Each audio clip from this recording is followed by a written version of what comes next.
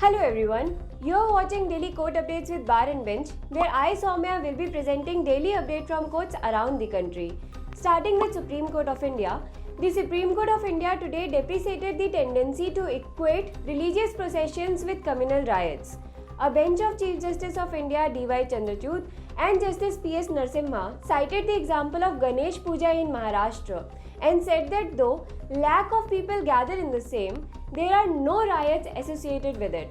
The court therefore dismissed the public interest litigation to regulate religious processions and have a standard operating procedure for the same. Our next update is on the duration of hearing bail petitions. The Supreme Court today observed that bail applications should not be heard by courts for more than 10 minutes. Lengthy hearings lasting for days in bail matters is a waste of court's time, a bench of Justice Sanjay Kishan Kaul and A.S. Oka said. Our next update is coming from the matter of Shraddha Walker murder case.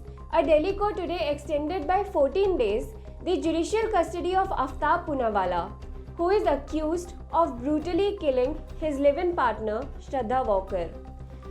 According to police, on May 18, after a quarrel between the couple, the accused strangulated the victim, chopped her into 35 pieces, stored it in a fridge and dumped it in a jungle over next 18 days. Up next, the Bombay High Court today paved way for felling of over 20,000 mangrove trees in Mumbai's suburban region and districts of Palghar and Thane of Maharashtra to enable the construction of Mumbai-Ahmedabad high-speed rail corridor known as the Bullet Train project.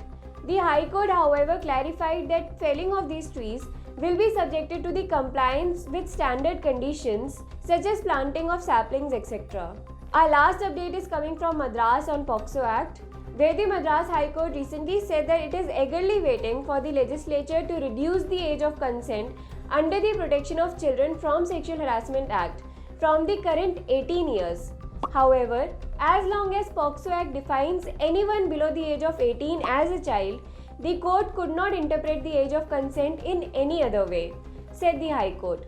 The court therefore upheld the conviction of a man sentenced to 7 years of imprisonment for having kidnapped and repeatedly raped a 17-year-old. Thank you for watching this video. To read in detail about these updates, do visit our website. Link is in the description box, and do not forget to subscribe to our channel Bar and Bench. Subscribe to our YouTube channel and click the bell icon.